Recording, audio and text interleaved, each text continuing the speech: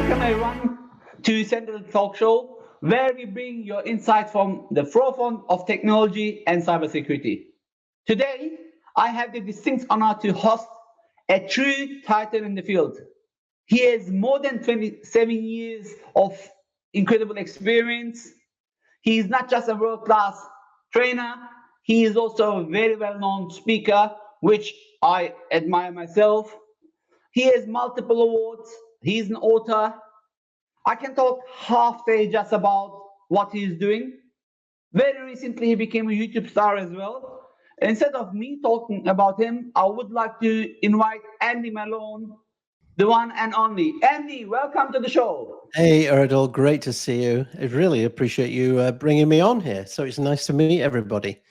I'll tell you a little bit about me. Well, Please. I've been actually, it's 30 years this year. I've been an instructor and 19 years as an MVP. I started YouTube about 4 years ago, just in COVID, those dark days. You remember that? Seems like a million years ago now.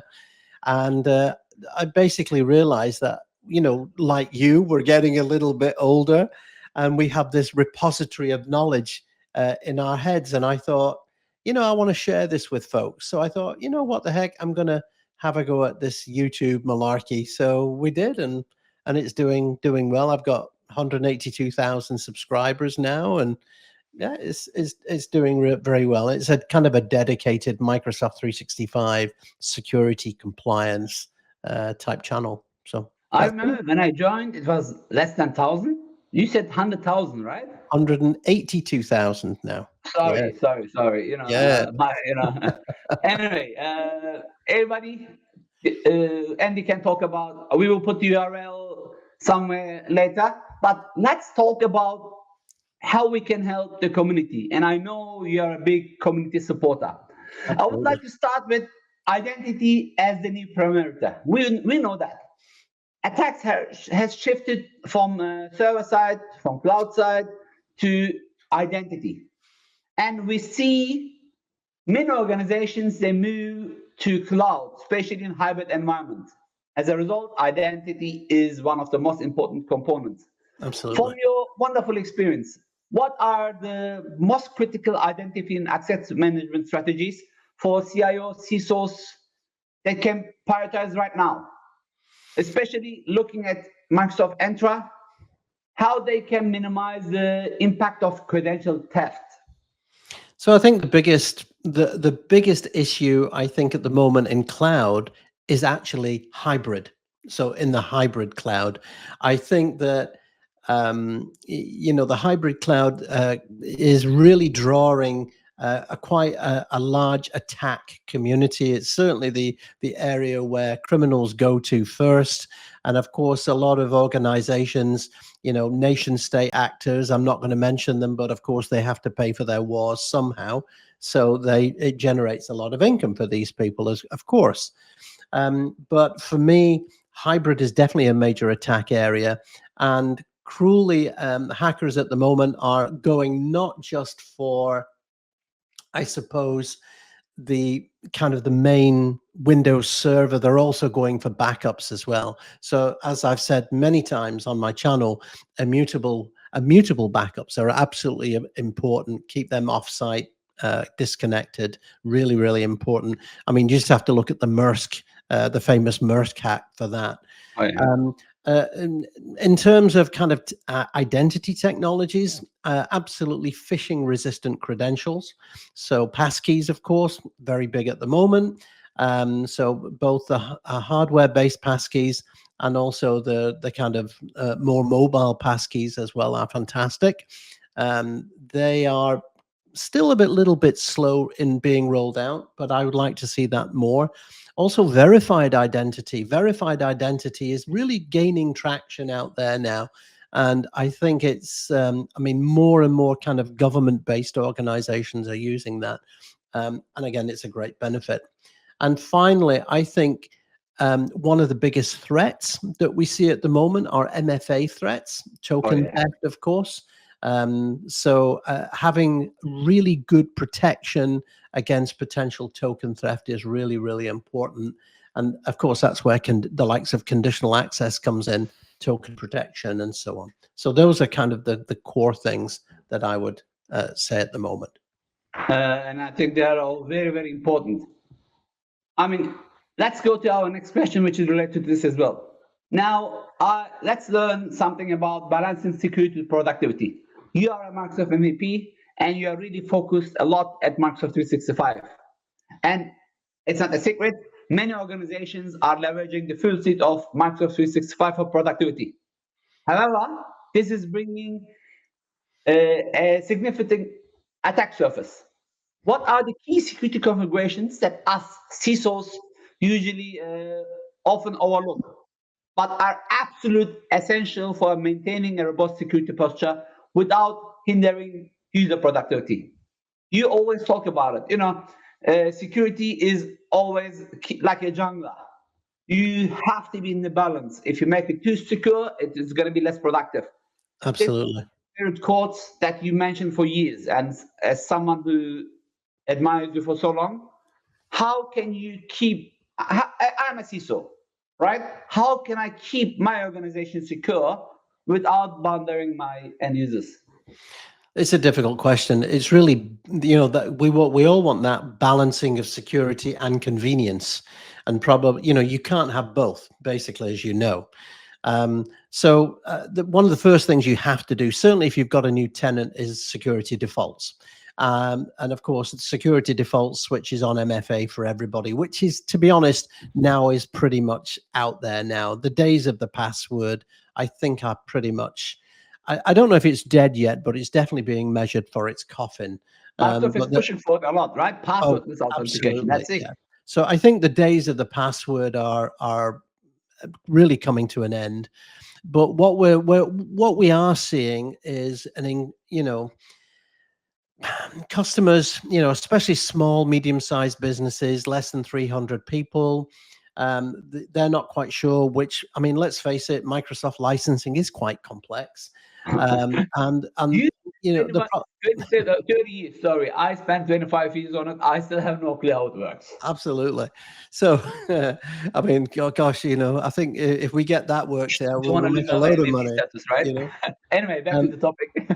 Yeah, but I think that in terms of licensing, I think you need to understand, first of all, I think the best value license that Microsoft can offer today is Business Premium. So certainly if you've got less than 300 users, you really do get a lot for your money, and you get a lot of those security products. But I think the kind of the security risk at the moment is actually coming from Microsoft itself, in that a lot of its products are very fragmented.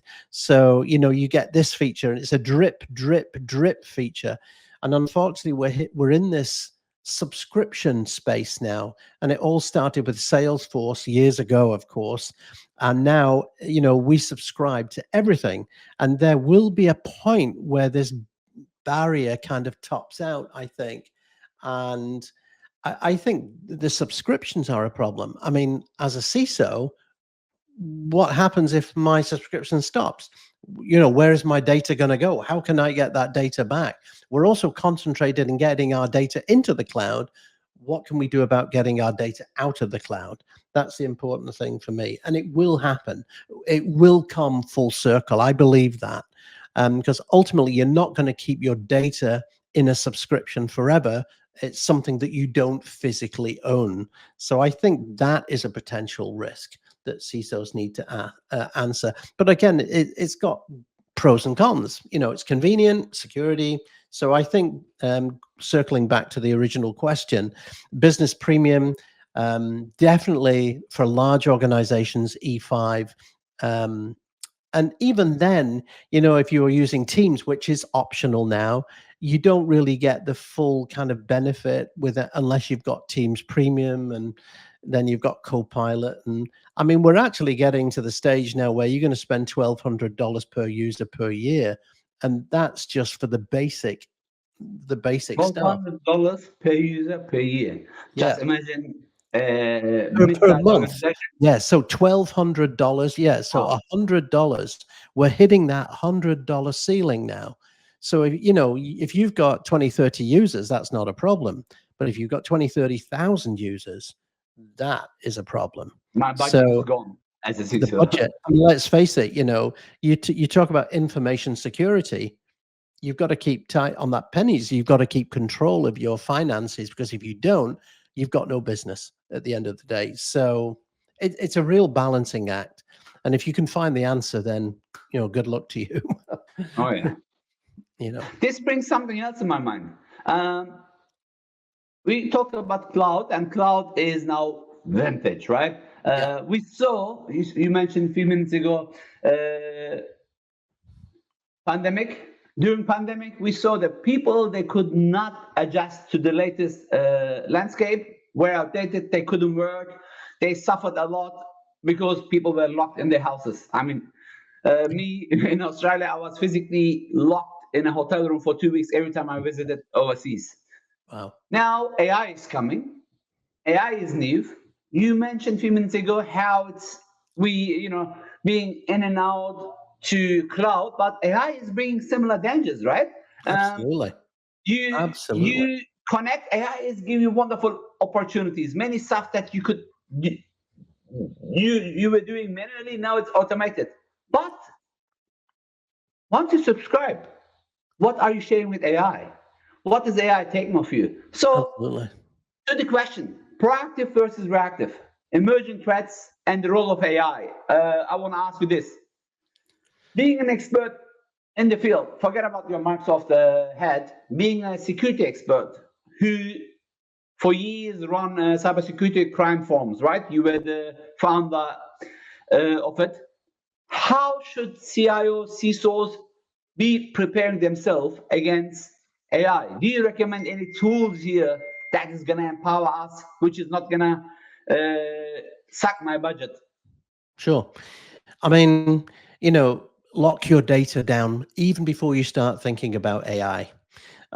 So, tools like information protection, compliance tools, which of course, depending on the industry that you're in. So if you're in pharmaceuticals, finance, aviation, oil and gas, government, we all have regulations that we have to adhere to.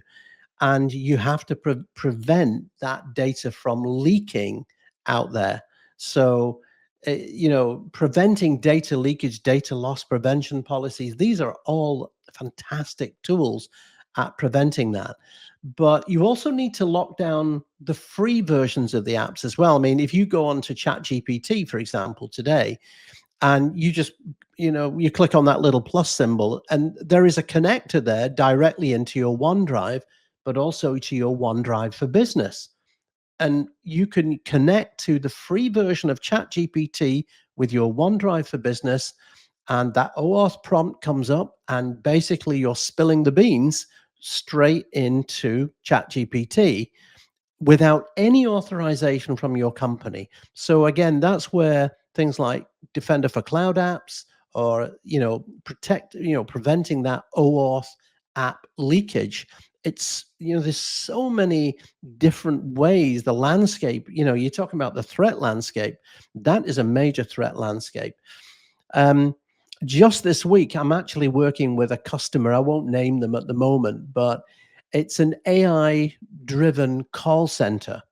And I have to say, I said to them, give me a quote, and I've actually got it here.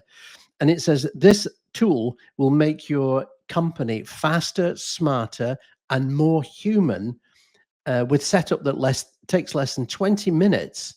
Um, and it creates a call center agent that doesn't sleep, doesn't take lunch, doesn't take dinner, and they can work 24/7. And I'll Did I tell hear you, it right? you did. So, wow. This, I mean, just looking at that, I mean, from the dollar perspective, you're thinking, ching, ching, ching, I can make a fortune. But on the flip side, how many people are going to lose their job because of that? All of these call centers, if you're a first line call center, your job's finished. It's over. It's done. Start looking for another job. Seriously, it's done. And you're talking Interesting. about, yeah, I know. I couldn't believe it, you know. And Jeffrey Hinton, Professor Jeffrey Hinton, who was who is the godfather of AI. Okay.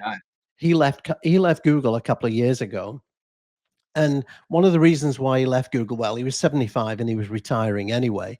But one of the reasons is he wanted to openly talk about the dangers of AI. One of the problems with AI at the moment is that it's owned by the big guys. It's owned by big American corporates, Microsoft, Google, Amazon, all of those big corporates, and they're all fighting OpenAI. off each other, and they're trying to get faster and faster and faster. And when we're missing the ethics of AI. So yes, we've got these at the moment. We've got these nice little tools that will produce pretty pictures and will help us with our daily work and so on. And to be fair, this is great. But Hinton is actually suggesting, I mean, at the moment, AI is like a 3-year-old, and we're treating it like a 3-year-old. But in 10, 15 years, AI will be smarter than us. What happens then? And he was actually asked, is it going to become a threat to humanity? And his answer is yes. Is it going to become conscious? His answer was yes. It's already starting to show signs of that. So, what's the threat of AI tools? It's AI itself, if it's not ethically managed. And really, we need to start. He's absolutely right. We need to start having a conversation about ethics and AI and governance, controlling it before it's too late. I really believe So that. you remind me the Skynet. You remind me Robocop. You remind me Absolutely. Terminator. Absolutely. Um, It's just exactly like that. the So movies what? are becoming real. Yeah, it's not that. I mean, it's he's actually said it's not a case of if it will come, it's a case of when it's going to come. It It's like will happen. like in cybersecurity. It's not a matter of if you're gonna get hacked, you're gonna get hacked, but how you're gonna hack is the question, right? Exactly. Yes. Wow. But Yes. again, I mean, look, 3 months ago, Microsoft laid off 6,000 people based on AI algorithm. Absolutely. Uh, Now, not just Microsoft, by the way. I mean, I speak about Microsoft because we are affiliated with Microsoft, MVP, so on. But many tech companies do that. Bill Gates openly spoke about it as well. Unfortunately, it's the reality which is coming sooner than we think. Maybe not 10, 15 years, because if AI is 3 years old and it can do so much, I'm gonna wonder what it will do when it's 10 years old. You have a child, I have a That's it. child. I know kids are growing fast, and AI with all. I mean, you and I were autists. We know that Meta did this. It was on the news that they pirate our books, not just our, of Totally. course. They to train the AI. Just imagine if we pirate, for example, their software, they will sue us, but they pirate our work to train the AI, and this has already started. So ethic based on who? Is it based on Benjamin Franklin dollars Yeah. or based on humanity really? So we need, of course, here the regulations to kick in fast, and let's see where it's going to take us. Absolutely. Really I interesting mean, point. Thank you, Andy. in 1948, the Declaration of Human Rights, Article 12, introduced the Privacy Act. Yes, Yes, the kind of the of first course. example of privacy coming out of World War II because of what happened in Germany and how efficient the Nazis were at hunting down Jews because of their administration methods. So think of that. Think of we're gaining a technology with that's stripping away our privacy. Okay, we're stripping away privacy that is now becoming, everything will be online, but it's more than that. We won't have control of it anymore. AI is going to have control of that information. So things like medical records, what's it going to do with those medical records? Um, you know, flashbacks of the net. You remember with Sandra Bullock and Oh how yeah. easy it is to change people's, records and things like that. But you talk about Skynet. That could be a potential reality. It could it could be a real reality. But the thing is, what we now need to do is we now need to have a serious conversation about putting safeguards in place. You know, we need an ISO standard. That's what we need. We need governance. We need AI that's not controlled by the corporations, but by some kind of international standard before it's too late. I mean, I really don't know how to bind what you said. It's just I'm gonna be quiet and let people think about it. Absolutely, absolutely. Because again, something else came to my mind. The Cambridge scandal by Meta again. Back then, Oh, Facebook, right? How they totally. sold the data, and what happened? Yeah, slap in the hand. $2 billion fine. It sounds a lot Yeah, for us. For Andy Malone and Erdal is 2 billion a lot. But we know that for them, 2 billion is just like maybe a month worth of revenue. I don't know, I'm just making it up, but it is just less than a year revenue for sure. Which sure. they can, they are happy to pay the fine as long as they can train whatever they need to train. So I think the world is going to be I mean, more the world interesting is, place to live. yeah, I mean, the world is controlled by, if you think about it, these massive corporations. Who runs these massive corporations? Billion, trillion, zillionaires, who have got so much influence with governments around the world, not naming a few, but I'm sure you can guess, that, that, did you know, for example, in America, it's against the law not to make a profit for a company. It's against the law. They have to make a profit. So they're driven financially. It's all about making financials. And another thing, on the subject of AI, Microsoft has got this ethical AI thing, and the European Union have one, and the US government have one about ethics and AI. And it talks about what you can use AI for, and it says you should not use it, blah, blah, blah, blah. Did you know that there's a clause within all of these um, policies that says except for military use? Uh-huh. So all of the ethics are in place except for military use. Wow. I don't know, but again, another wow. Yeah. So thank you, Andy, and that's why having people like you is making the show more valuable. I think we should stop here before it's too late for both of us. We want to be in this world for a while as well. We do. Let's go back to security. We talked about hybrid environments. We talked about AI. We talked about now. What about supply chain? Trusting third parties.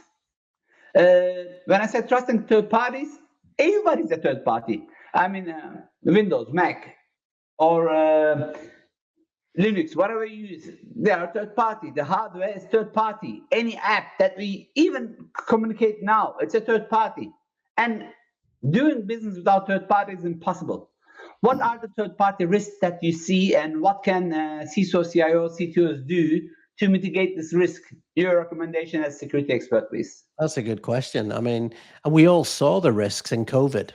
Yeah, Oh, yeah. so you couldn't produce cars because we couldn't produce microchips. We couldn't produce microchips because we couldn't get the more materials, because we didn't have the people. So we saw, serious gaps there in the kind of the whole supply chain.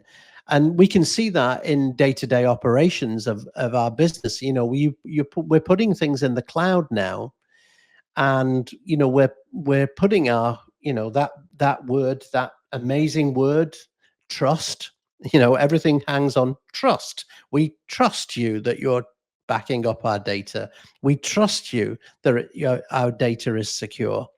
But the fact is as soon as you hand that over to that third party, you're losing control there. So when we're talking about supply chains, you need to think of your data in a supply chain.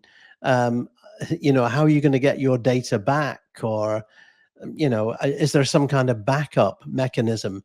And I love the fact that, companies like Microsoft are now offering Microsoft 365 backups, and I did a review of it. And I think it's wonderful that they're charging you for something they're already charging you for. I thought that was just brilliant marketing.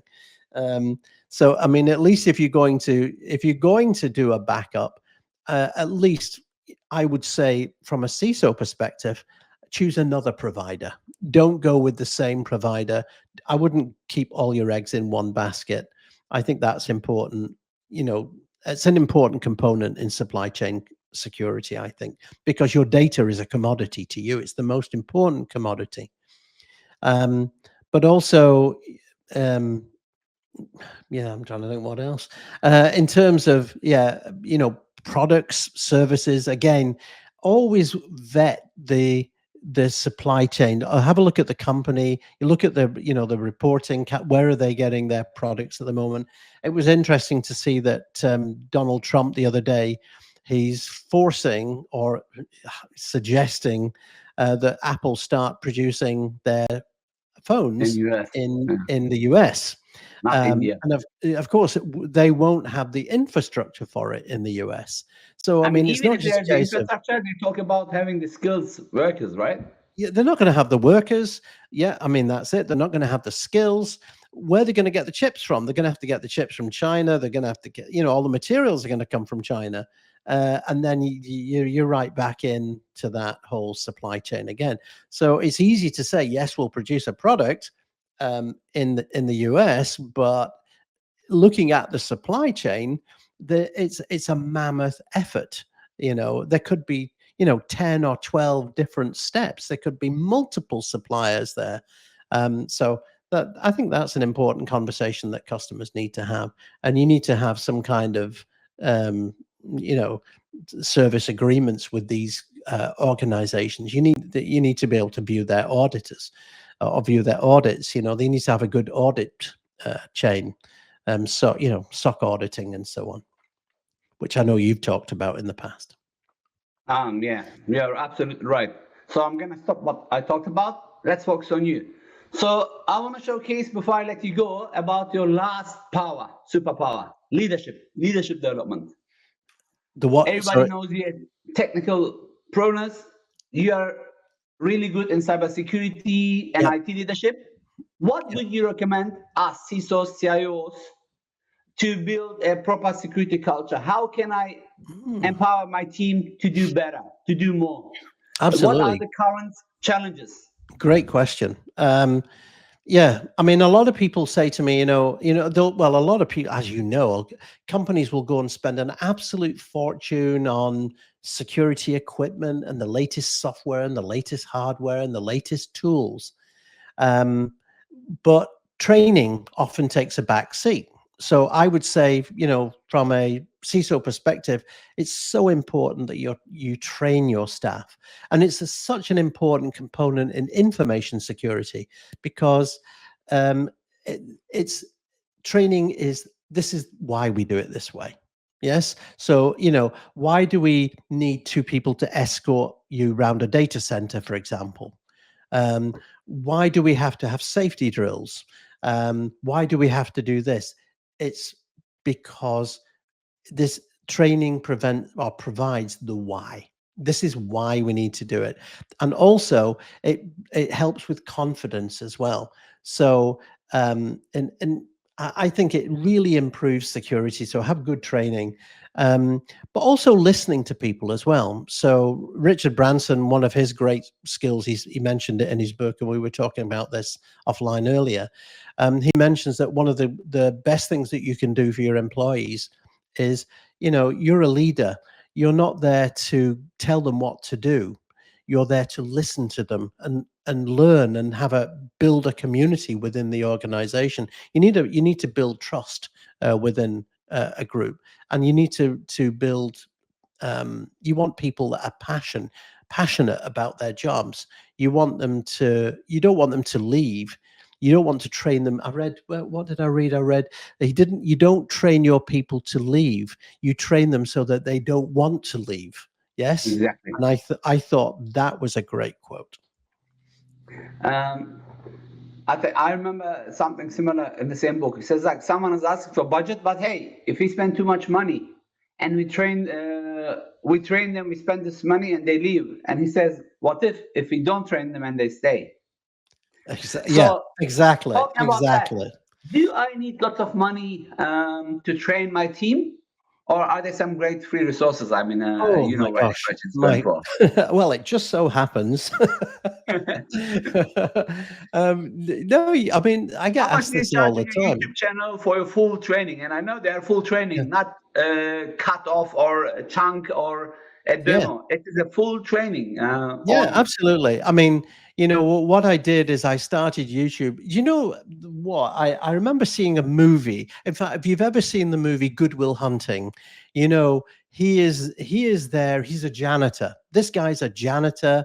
He's working in a college, but he dreams of being more than that. And I just had visions of this guy in India or Bangladesh or China or somewhere in the world, and he's working the night shift, and he dreams of being more, and he doesn't know where to get the information from. So I created a YouTube channel, as I said, to give back. So you look at my playlists. I've got playlists on Entra, Microsoft 365, Defender Security, compliance. You could actually do the full course there. Um, but beyond that, I also started a Patreon channel as well, a Patreon site, which has been really successful. And I actually do offer full courses there. So, folks pay a little bit more, but they get access to the full courses, which is great. And what's really nice about YouTube is the feedback that I get from people. I've had people saying, wow, you've made such a difference. And I really understand this now. And that's great. That makes my job, so much easier, and it makes it so much more rewarding as well. And it's quite interesting that, I go places. Where was I? I was in the US, and I was in a supermarket, and this guy tapped me on the shoulder and he says, "Hey, you're Andy Malone. You're on YouTube." And I went, "Wow, that's incredible." I think you shared Uh, this on Facebook, right? I remember reading this, or you were. yeah, I was so proud. I liked it. I yeah. remember It's that. like, It's wow, such that's a great just, feeling. that was just amazing. But I started with nothing. I left school when I was 16 with no qualifications. I went back to college. I've done every job under the sun. I've been a projectionist. I've been a sales assistant. I've flipped burgers. I've made pizzas. You name it, I've done it. And when I went back to college, and then I went to university, and then I became a trainer, and the rest was history. You know, I mean, you've got a little bit of gray hair like me, so you've been in IT a long, long time, and we've seen things change, and we've seen things evolve, and we've seen the naysayers saying, "Oh, it's the end," the millennium bug. "Oh, it will end us. It's the end of the Oh yeah. world," and I don't believe so. I think things will come full circle. What I do believe, though, is I don't believe the cloud is the end. I think we will come full circle, and there's something else. That's what I think. Andy, nah, I mean, I know it, but for the ones that don't know you, now they know why you have all these little rings behind you, that little beautiful microphone, which makes you speak of the ear. I have the same. I know it's very rare. The one on the top, the YouTube, you Oh, deserve all of this them. one up here. Yes. Yes, yes, yes. You deserve all of them. And I know this is just a small demo. You have many more hidden behind the screen. So you deserve it all. Giving to the community, I truly appreciate it. And that's why we built this show as well. You didn't even ask for anything. You said, sure, community work, Of you're, course. I'm in, and you in. Thank you very much, Andy.